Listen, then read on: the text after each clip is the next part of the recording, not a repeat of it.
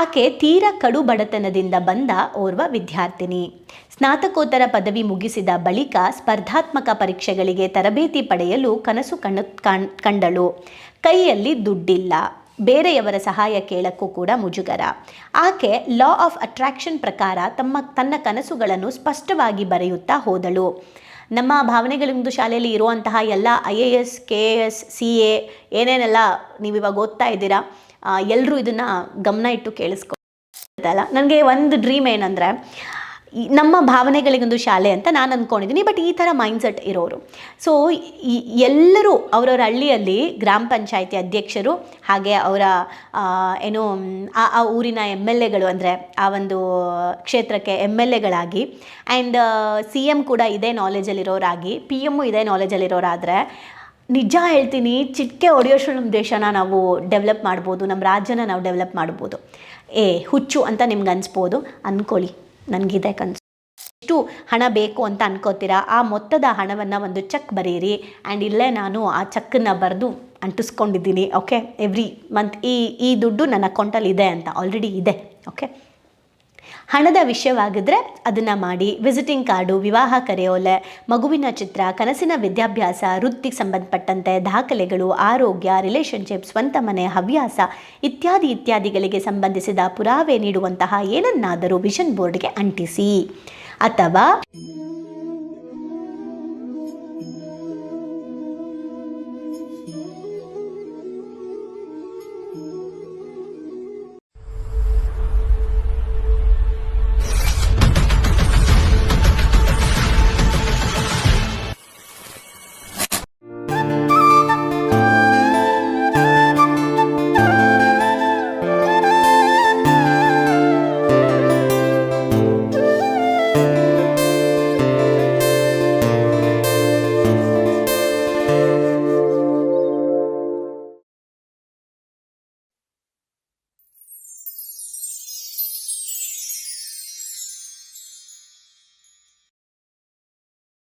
ನಮಸ್ತೆ. ಸುಪ್ತ ಮನಸ್ಸಿನ ರಹಸ್ಯ, ಸಮೃದ್ಧ ಬದುಕಿನ ಕೀಲಿಕೈ ಬರೆದಿರೋದು ಡಾಕ್ಟರ್ ದೀಕ್ಷಿತಾ ವಾರ್ಕಾಡಿ ಅವರು. ಸೊ ನಿನ್ನೆ ಮೊನ್ನೆಯಿಂದ ನಾವೊಂದು ಚಾಪ್ಟರ್ನ ಓದ್ತಾ ಇದ್ವಿ, ನಿಮ್ಮ ಕನಸುಗಳು ಸ್ಪಷ್ಟವಾಗಿ ಗೋಚರ ಆಗ್ತಾ ಇದೆಯಾ ಅಂತ ಹೇಳಿ. ಸೊ ಅದರ ಒಂದು ಕಂಟಿನ್ಯೂ ಇವಾಗ ನಾವು ಮಾಡೋಣ. ಆ್ಯಂಡ್ ನಿಮಗೆ ಯೂಸ್ ಆಗ್ತಾ ಇದ್ದರೆ ಲೈಕ್ ಮಾಡಿ, ಸಬ್ಸ್ಕ್ರೈಬ್ ಮಾಡಿ, ಕಮೆಂಟ್ ಮಾಡಿ, ಶೇರ್ ಮಾಡಿ. ಓಕೆ, ಮಾಡ್ತೀರಾ ನಿಮ್ಗೆ ಒಳ್ಳೇದು ಅನಿಸಿದ್ರೆ. ನಿಮ್ಗೆ ಒಳ್ಳೇದಾಗಬೇಕು ಅಂದರೆ ಮಾಡಿ. ಓಕೆ, ಸೊ ಫೈನ್, ಕಂಟಿನ್ಯೂ ಮಾಡೋಣ. Right it down, make it happen ಅನ್ನೋ ಒಂದು ಪುಸ್ತಕದಲ್ಲಿ, ಆ್ಯಂಡ್ ಅಫ್ಕೋರ್ಸ್ ಆ ಬುಕ್ಕು ನಾನು ಓದಿದ್ದೀನಿ. 1600 1300 ಏನೋ ಇದೆ ಅದ್ರ ಕಾಸ್ಟು. ಒಂದು ಬುಕ್ಕಿಗೆ ಅಷ್ಟು ಕಾಸ್ಟ್ ಇದೆ ಅಂದರೆ ಆ ಬುಕ್ಕಲ್ಲಿ ಏನು ವ್ಯಾಲ್ಯೂ ಇರಬೇಕು ಅಲ್ಲ. ನನ್ನ ಡ್ರೀಮಲ್ಲಿ ಇದನ್ನೆಲ್ಲ ಬರ್ಕೊಂಡಿದ್ದೀನಿ. ಕೆಲವು ಬುಕ್ಗಳು ಬೇರೆ, ಇನ್ನೂ ಕೆಲವು ಬುಕ್ ಬರ್ಕೊಂಡಿದ್ದೀನಿ, ಇದೆಲ್ಲ ಓದಬೇಕು ಅಂತ ಇದೆ. ಯಾವಾಗಲೂ ಮಾತಾಡ್ತಿರ್ತೀನಿ, ಐ ವಾಂಟ್ ಟೈಮ್ ಫ್ರೀಡಮ್, ಇದನ್ನೆಲ್ಲ ಓದಬೇಕು ನಾನು ಅಂತ. ಐ ವಾಂಟ್ ಫೈನಾನ್ಷಿಯಲ್ ಫ್ರೀಡಮ್, ಅದೆಲ್ಲ ಎಕ್ಸ್ಪೀರಿಯನ್ಸ್ ಮಾಡಬೇಕು ಅಂತ. ಸೊ ಇದಿದೆ, right it down, make it happen ಅಂತ ಹೇಳಿ ಒಂದು ಬುಕ್ ಇದೆ. ಸೊ ಇವರು ಅದನ್ನು ಹೇಳ್ತಾ ಇದ್ದಾರೆ, ನಿಮ್ಮ ಕನಸುಗಳನ್ನು ಸ್ಪಷ್ಟವಾಗಿ ಬರೆದಿದ್ದರೆ ಅರ್ಧದಷ್ಟು ಕೆಲಸ ಆದಂತೆ ಅಂತ ಆ ಬುಕ್ಕಲ್ಲಿ ಬರೆದಿದ್ದಾರೆ. ಓಕೆ, ನಿಮಗೆ ಏನು ಬೇಕು ಅಂತ ಸ್ಪಷ್ಟತೆ ಇದ್ದಾಗ ಅದನ್ನು ಪಡೆದುಕೊಳ್ಳುವ ಮಾರ್ಗವನ್ನು ಹುಡುಕುವುದು ಬಲು ಸುಲಭ. ಈಗಿನ ಒಂದು ಅಂತರ್ಜಾಲ ಯುಗದಲ್ಲಿ ಸಮಸ್ಯೆಗೆ ಪರಿಹಾರ ಕಂಡುಕೊಳ್ಳೋದು ಕಷ್ಟವೇನಲ್ಲ. ಎಲ್ಲ ವಿಷಯಗಳ ಬಗೆಗೆ ಮಾಹಿತಿಗಳು, ತರಬೇತಿಗಳು, ಎಜುಕೇಷನ್ ವಿಡಿಯೋಸ್ಗಳು, ಸಾಧಕರ ಸಂದರ್ಶನಗಳು, ಹೀಗೆ ಎಲ್ಲವೂ ನಮ್ಮ ಕೈಯಲ್ಲೇ ಇದೆ. ಆಕರ್ಷಣೆಯ ನಿಯಮವನ್ನು ಬಳಸಿಕೊಂಡು ಅನೇಕರು ತಮ್ಮ ಕನಸುಗಳನ್ನು ನನಸು ಮಾಡಿಕೊಂಡಿದ್ದಾರೆ. ಆಕೆ ಈಗ ಒಂದು ಸ್ಟೋರಿ ಹೇಳ್ತಾ ಇದ್ದಾರೆ. ನಿಜವಾಗ್ಲೂ ಆಕೆ ತೀರಾ ಕಡು ಬಡತನದಿಂದ ಬಂದ ಓರ್ವ ವಿದ್ಯಾರ್ಥಿನಿ. ಸ್ನಾತಕೋತ್ತರ ಪದವಿ ಮುಗಿಸಿದ ಬಳಿಕ ಸ್ಪರ್ಧಾತ್ಮಕ ಪರೀಕ್ಷೆಗಳಿಗೆ ತರಬೇತಿ ಪಡೆಯಲು ಕನಸು ಕಂಡಳು. ಕೈಯಲ್ಲಿ ದುಡ್ಡಿಲ್ಲ, ಬೇರೆಯವರ ಸಹಾಯ ಕೇಳಕ್ಕೂ ಕೂಡ ಮುಜುಗರ. ಆಕೆ ಲಾ ಆಫ್ ಅಟ್ರಾಕ್ಷನ್ ಪ್ರಕಾರ ತನ್ನ ಕನಸುಗಳನ್ನು ಸ್ಪಷ್ಟವಾಗಿ ಬರೆಯುತ್ತಾ ಹೋದಳು. ನಮ್ಮ ಭಾವನೆಗಳಿಂದು ಶಾಲೆಯಲ್ಲಿ ಇರುವಂತಹ ಎಲ್ಲ IAS KS CA ಏನೇನೆಲ್ಲ ನೀವಿವಾಗ ಓದ್ತಾ ಇದ್ದೀರಾ, ಎಲ್ಲರೂ ಇದನ್ನು ಗಮನ ಇಟ್ಟು ಕೇಳಿಸ್ಕೊಳ್ಳಿ. ಓಕೆ, ನಾನು ಇದನ್ನು ಆಲ್ರೆಡಿ ಮಾಡಿಸಿದ್ದೀನಿ ನಿಮ್ಗಳಿಗೆ. ನನಗೆ ಇದನ್ನು ಓದಬೇಕಾದ್ರೆ ಕೆಲವು ಹುಡುಗಿರು ನೆನಪಾಗ್ತಾ ಇದ್ದಾರೆ. ನಮ್ಮ KS IAS ಎಕ್ಸಾಮ್ಗೆ ಪ್ರಿಪೇರ್ ಆಗ್ತಾ ಇರೋ ವಿದ್ಯಾರ್ಥಿಗಳು ನೆನಪಾಗ್ತಾ ಇದ್ದಾರೆ. ಓಕೆ, ಸೊ ಇದನ್ನು ಸ್ಟ್ರಾಂಗಾಗಿ ನೀವು ಮಾಡ್ಕೊಳ್ಳಿ. ಸೊ ದುಡ್ಡು ಇರಲಿಲ್ಲ. ಸೊ ಹಾಗಾಗಿ ಲಾ ಆಫ್ ಅಟ್ರಾಕ್ಷನ್ನ ಉಪಯೋಗಿಸ್ಕೊಂಡು ತನ್ನ ಕನಸುಗಳನ್ನು ಸ್ಪಷ್ಟವಾಗಿ ಬರಿತಾ ಹೋದಳು. ತಾನು ಅತ್ಯಂತ ಒಳ್ಳೆಯ ಸಂಸ್ಥೆಯೊಂದಕ್ಕೆ ಸೇರಿದ ಹಾಗೆ, ತರಬೇತಿ ಪಡೆಯುವ ಹಾಗೆ, ಬೆಂಗಳೂರಿನ PGಯಲ್ಲಿ ಕೂತು ಓದುವ ಹಾಗೆ, ಸರ್ಕಾರಿ ಪರೀಕ್ಷೆಗಳನ್ನು ಬರೆಯುವ ಹಾಗೆ ಕನಸು ಕಂಡಳು. ತುಂಬ ಗಾಢವಾಗಿ ಆ ಭಾವನೆಗಳನ್ನು ಅನುಭವಿಸಿದಳು, ಆ ಭಾವಗಳನ್ನು ಅನುಭವಿಸಿದ್ಲು. ದಿನದ ಹೆಚ್ಚಿನ ಸಮಯ ಕನಸಲ್ಲೇ ತೇಲಾಡ್ತಾ ಇದ್ಲು. ಅಕಸ್ಮಾತಾಗಿ ಅವಳ ಅಮ್ಮ ಯಾವತ್ತೋ ಮಾಡಿದ ಇನ್ಶೂರೆನ್ಸ್ ಹಣ ಬಂದಿತ್ತು. ಅಕಸ್ಮಾತಾಗಿ ಮನೆಯವರ ಸಹಕಾರದೊಂದಿಗೆ ಆಕೆ ತನ್ನ ಕನಸಿನ KAS ಓದಲು ಟ್ರೈನಿಂಗ್ ಸೇರಿಕೊಂಡಳು. ನಾನು ಓದಬೇಕು ಅನ್ನೋ ಕನಸು ಇದ್ರೆ ಸಾಕು, ಆ ಕನಸು ತಾನಾಗೆ ನನಸಾಗುತ್ತೆ. ಅದಕ್ಕೆ ಬೇಕಾಗಿರೋದು ನಾವು ಮಾಡ್ತಾ ಇರಬೇಕು. ಆ್ಯಂಡ್ ಇಲ್ಲಿ ಲಾ ಆಫ್ ಅಟ್ರಾಕ್ಷನ್ ಮೂಲಕ ನಾನು ನಮ್ಮ IAS KAS ಮಾಡೋರಿಗೆ ಹೇಳ್ತಾ ಇರ್ತೀನಿ, ಯಾರಾದರೂ ನಿಮಗೆ ತುಂಬ ಇಷ್ಟ ಇರೋ IAS ಆಫೀಸರ್ ಅಥವಾ KAS ಆಫೀಸರ್ದು ವೀಡಿಯೋಸ್ಗಳನ್ನ ನೋಡಿ, ಅವ್ರು ಹೇಗೆ ನಡೀತಾರೆ, ಅವ್ರು ಹೇಗೆ ಬಿಹೇವ್ ಮಾಡ್ತಾರೆ, ಅವ್ರು ಹೇಗೆ ಮಾತಾಡ್ತಾರೆ ನೋಡಿ. ಸಾಧ್ಯ ಆದರೆ ಅಂಥ ವ್ಯಕ್ತಿಗಳು KAS IAS ಪಾಸ್ ಆಗಿರೋರು ಯಾರ್ಯಾರಿದ್ದಾರೆ ಅಂಥವ್ರನ್ನ ಮೀಟ್ ಮಾಡೋಕ್ಕೆ ಚಾನ್ಸ್ ಸಿಕ್ಕಿದ್ರೆ ಮೀಟ್ ಮಾಡಿ, ಹೇಗೆ ಪಾಸ್ ಆದ್ರಿ, ಏನು ಮಾಡಿದ್ರಿ, ನೀವು ಹೇಗೆ ಇದನ್ನು ಅಚೀವ್ ಮಾಡಿದ್ರಿ ಅಂತ ಕೇಳಿ, ಆಮೇಲೆ ಅವ್ರ ಥರ ಫೀಲ್ ಮಾಡೋಕ್ಕೆ ಶುರು ಮಾಡಿ ಅಂತ ಹೇಳಿ. ಆಮೇಲೆ ನೀವು IAS KAS ಆದಮೇಲೆ ನೀವು ಹೇಗೆ ನಿಮ್ಮ ಡ್ರೆಸ್ನ ಕ್ಯಾರಿ ಮಾಡ್ತೀರಾ, ನಿಮ್ಮ ವಾಕಿಂಗ್ ಸ್ಟೈಲ್ ಹೇಗಿರುತ್ತೆ, ನಿಮ್ಮ ಆ ಒಂದು ಡಿಗ್ನಿಟಿ ಹೇಗೆ ನೀವು ಬ್ಯಾಲೆನ್ಸ್ ಮಾಡ್ತೀರಾ, ಆ್ಯಂಡ್ ಯಾಕೆ ನೀವು IAS KAS ಆಗಬೇಕಂತ ಇದ್ದೀರಾ, ಆ್ಯಂಡ್ ನಿಮ್ಮ ಕನಸು ಎಷ್ಟು ಸ್ಪಷ್ಟವಾಗಿದೆ, ಆ್ಯಂಡ್ ಈ ಕನಸು ಯಾಕೆ ಉಟ್ಕೊಂತು, ಎಲ್ಲಿಂದ ಸ್ಟಾರ್ಟ್ ಆಯಿತು, ಇವೆಲ್ಲವೂ ಕೂಡ ನಾನು ಕ್ಲಾಸ್ಗಳಲ್ಲಿ ಕೇಳ್ತಾ ಇರ್ತೀನಿ. ಅವರ ಡ್ರೀಮ್ಸ್ಗಳನ್ನು ಡಿಗ್ ಮಾಡಿ ಮಾಡಿ ಮಾಡಿ ಮಾಡಿ ಮಾಡಿ ಕ್ಲಾರಿಟಿ ಕೊಡ್ತಾ. ಆ್ಯಂಡ್ ನಮ್ಮಲ್ಲಿ ಈಗ ಆಲ್ರೆಡಿ ಒಬ್ಬರು CA ಕಂಪ್ಲೀಟ್ ಆಗಿದೆ, ಆ್ಯಂಡ್ ಒಬ್ರದ್ದು CA ಕಂಪ್ಲೀಟ್ ಆಗಿದೆ, ಇನ್ನೊಬ್ರದ್ದು ಏನೋ ಕಂಪ್ಲೀಟ್ ಆಯಿತು, ಮೊನ್ನೆ ಕಾಲ್ ಮಾಡಿ ಹೇಳಿದ್ರು, ಮರ್ತೋದೆ. ಓಕೆ, ನನ್ನ ಖುಷಿ ಏನಂದರೆ ನಮ್ಮ ಸ್ಕೂಲಲ್ಲಿ ಓದ್ತಾ ಇರೋ ಪಾರ್ಟಿಸಿಪೆಂಟ್ಸ್ಗಳು ಎಷ್ಟೋ ಜನ IAS KAS MLA MP minister prime minister ಈ ಥರ ಎಲ್ಲ ಆಗಿಬಿಟ್ರೆ ನಮ್ಮ ಸರ್ಕಾರಿ ಡಿಪಾರ್ಟ್ಮೆಂಟ್ಗಳು, ಪೊಲೀಸ್ ಡಿಪಾರ್ಟ್ಮೆಂಟಲ್ಲಿ, ಆಮೇಲೆ ಹಾಸ್ಪಿಟಲ್ಸ್ಗಳಲ್ಲಿ ಈ ಭಾವನೆಗಳಿಗೊಂದು ಶಾಲೆಯಲ್ಲಿ ಎಜುಕೇಷನ್ ಮಾಡಿರೋರೆಲ್ಲ ಕೆಲಸಗಳಲ್ಲಿ ಇರಬೇಕು ಅನ್ನೋದು ನನ್ನದೊಂದು ಹುಚ್ಚು ಡ್ರೀಮ್. ಓಕೆ, ಬಿಕಾಸ್ ಎಷ್ಟು ಚೆನ್ನಾಗಿರುತ್ತೆ ಅಲ್ಲ. ನನಗೆ ಒಂದು ಡ್ರೀಮ್ ಏನಂದರೆ ನಮ್ಮ ಭಾವನೆಗಳಿಗೊಂದು ಶಾಲೆ ಅಂತ ನಾನು ಅಂದ್ಕೊಂಡಿದ್ದೀನಿ. ಬಟ್ ಈ ಥರ ಮೈಂಡ್ಸೆಟ್ ಇರೋರು, ಸೊ ಎಲ್ಲರೂ ಅವರವರ ಹಳ್ಳಿಯಲ್ಲಿ ಗ್ರಾಮ ಪಂಚಾಯತಿ ಅಧ್ಯಕ್ಷರು, ಹಾಗೆ ಅವರ ಆ ಊರಿನ MLAಗಳು, ಅಂದರೆ ಆ ಒಂದು ಕ್ಷೇತ್ರಕ್ಕೆ MLAಗಳಾಗಿ, ಆ್ಯಂಡ್ CM ಕೂಡ ಇದೇ ನಾಲೆಜಲ್ಲಿರೋರಾಗಿ, PM ಇದೇ ನಾಲೆಜಲ್ಲಿರೋರಾದರೆ, ನಿಜ ಹೇಳ್ತೀನಿ, ಚಿಟಿಕೆ ಹೊಡೆಯೋಷ್ಟು ನಮ್ಮ ದೇಶನ ನಾವು ಡೆವಲಪ್ ಮಾಡ್ಬೋದು, ನಮ್ಮ ರಾಜ್ಯನ ನಾವು ಡೆವಲಪ್ ಮಾಡ್ಬೋದು. ಹುಚ್ಚು ಅಂತ ನಿಮ್ಗೆ ಅನಿಸ್ಬೋದು, ಅಂದ್ಕೊಳ್ಳಿ, ನನಗಿದೆ ಕನಸು. ಓಕೆ, ಸೊ ಹಾಗೆ ನಾವು ಕಂಡಿರೋ ಕನಸನ್ನು ಫೀಲ್ ಮಾಡ್ತಾ ಹೋಗೋಣ. ಆಗುತ್ತೆ ಅಷ್ಟೇ.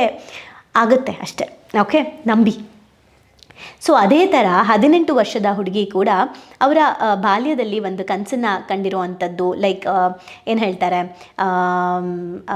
ಬೆಟ್ಟ ಕಣಿವೆ ಸೌಂದರ್ಯ ಸವಿಯಲು ನಾನು ಕಾರ್ಯಪ್ರವೃತ್ತಳಾಗಬೇಕು ಅಂತ ಹೇಳಿ ಇಸಾಬೆಲ್ ತನ್ನ ಬಾಲ್ಯದ ಕನಸಾದ. ಓಕೆ, ಸತತ 6 ತಿಂಗಳುಗಳ ಕಾಲ 3 ಕೆಲಸಗಳನ್ನು ಮಾಡುತ್ತಾ ಬೆಳಗ್ಗೆ 8ರಿಂದ ರಾತ್ರಿ 11ರವರೆಗೆ ದುಡಿದಳು. ಕೊನೆಗೆ ತನ್ನ ಕನಸಿನ ಸ್ಥಳಕ್ಕೆ ಪ್ರವಾಸ ಹೋಗುವಷ್ಟು ಹಣ ಸಂಗ್ರಹವಾಯಿತು ಹಾಗೂ ಆಕೆಯ ಕನಸು ನನಸಾಯಿತು.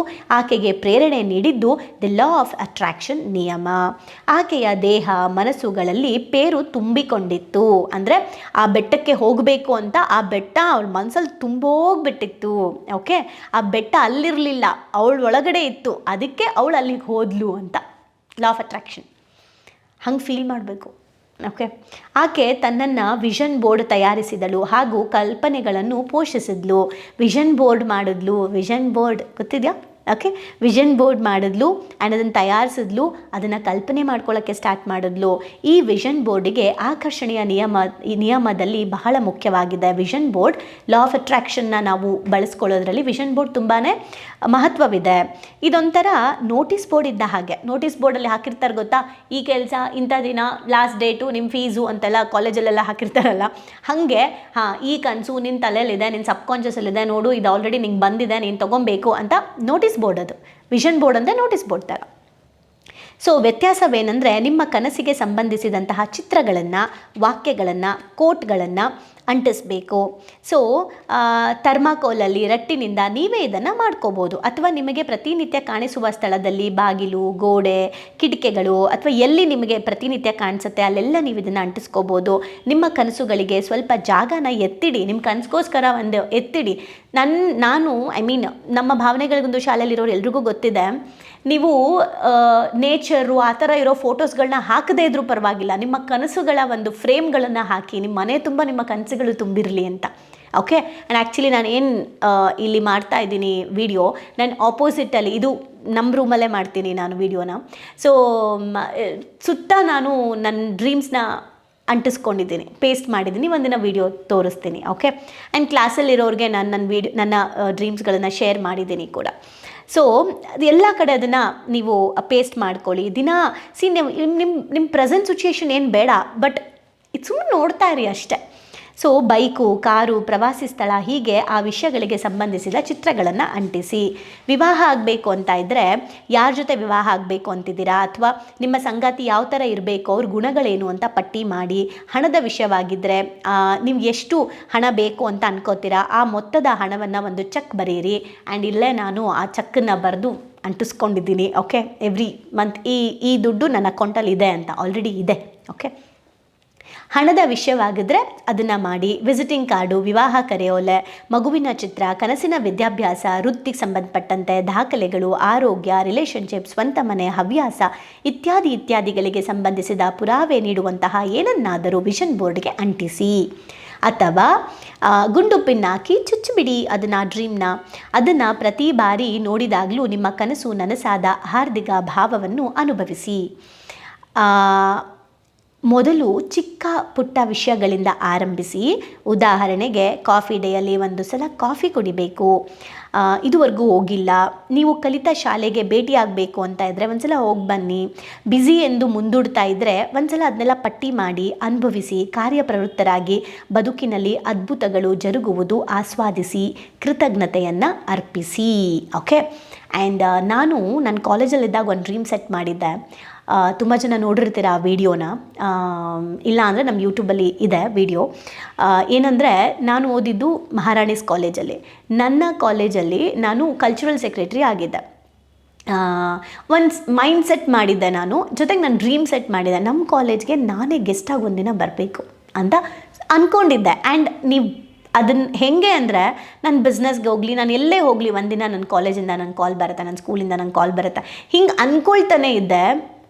ಅದೊಂದು ಬಿಗ್ಗೆಸ್ಟ್ ಸರ್ಪ್ರೈಸ್ ಆ್ಯಕ್ಚುಲಿ ಆಗಂಗಿಲ್ಲ, ಯಾಕಂದರೆ ಗೊತ್ತಿರೋದೆ ಕರೆದೇ ಕರೀತಾರೆ ಅಂತ. ಓಕೆ.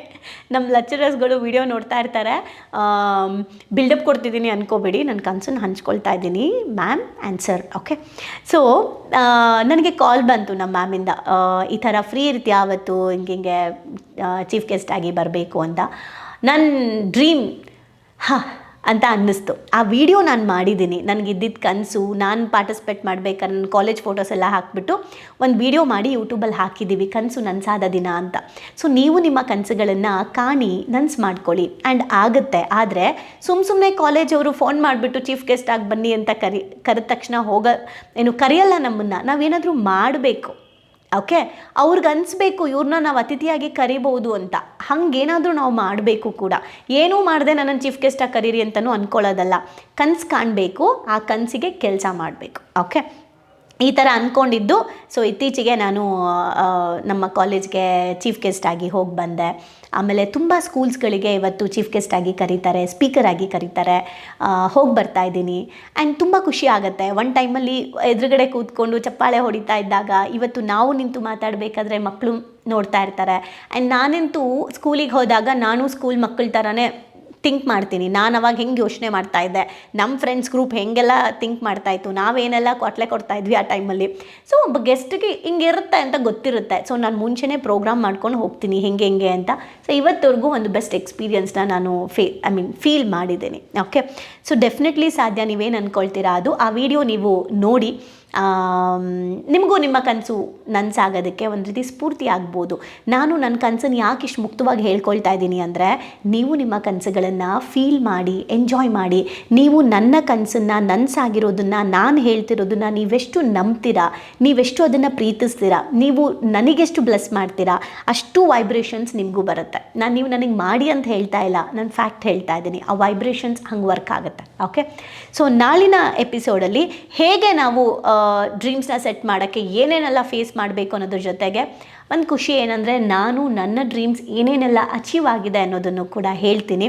ಹಾಗೆ ನನ್ನ ಮುಂದಿನ ಡ್ರೀಮ್ ಭಾವನೆಗಳಿಗೊಂದು ಶಾಲೆಯಲ್ಲಿರೋರಿಗಂತೂ ಗೊತ್ತಿದೆ, ಅದನ್ನು ನಾನು ನೆಕ್ಸ್ಟ್ ಮಾತಾಡ್ತೀನಿ. ಸೊ ನಿಮ್ಮ ಕನಸುಗಳನ್ನು ಪಟ್ಟಿ ಮಾಡಿ ನನಸಾಗಿದ್ದರೆ ಥ್ಯಾಂಕ್ಸ್ ಹೇಳಿ, ಮುಂದೆ ಯಾವ್ಯಾವುದಾಗಬೇಕು ಅದನ್ನು ನಾನ್ ಸ್ಟಾಪ್ ಆಗಿ ಥಿಂಕ್ ಮಾಡ್ತಾ ಬನ್ನಿ. Thank you.